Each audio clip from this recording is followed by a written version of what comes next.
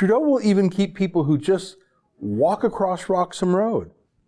If they have criminal records, even if they're child predators, he'll keep them.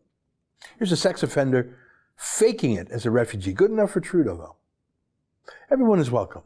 Anyone. Indiscriminate.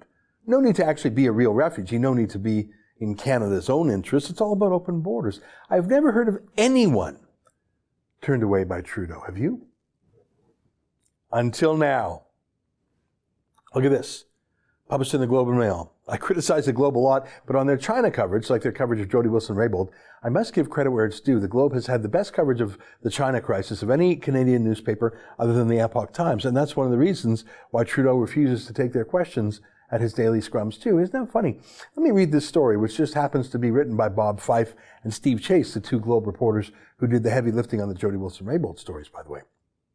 Freeland mum on whether Hong Kong asylum seekers will be granted refuge, as Bigger Way predicted.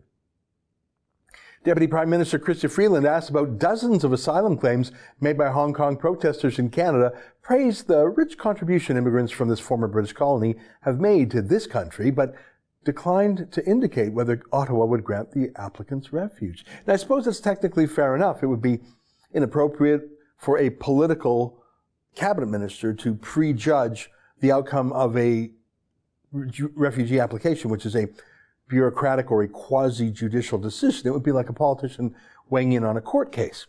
Let me read some more.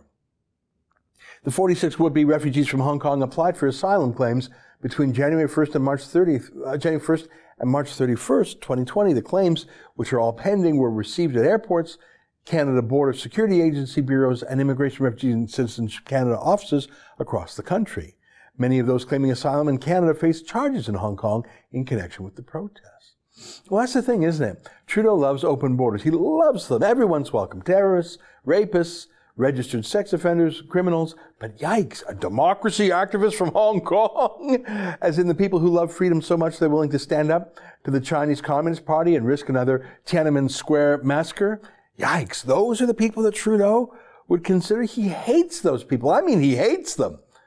They're the same kind of people that the CBC state broadcaster smears, even calls racist, as they did in this weird repeated attack on the Epoch Times, a newspaper run by ethnically Chinese people who criticize the Chinese dictatorship. This is a tough one for Trudeau. Two of his favorite things are in conflict. Does he obey George Soros and the open borders ideology, or does he obey China and send the Hong Kong democracy protesters back to China and perhaps back to prison or even their deaths? That's an excerpt from my daily show, the Ezra Levant Show. Every day I do a monologue on the news of the day, then I interview an interesting guest, and then I read my hate mail. You gotta subscribe. Go to rebelnews.com.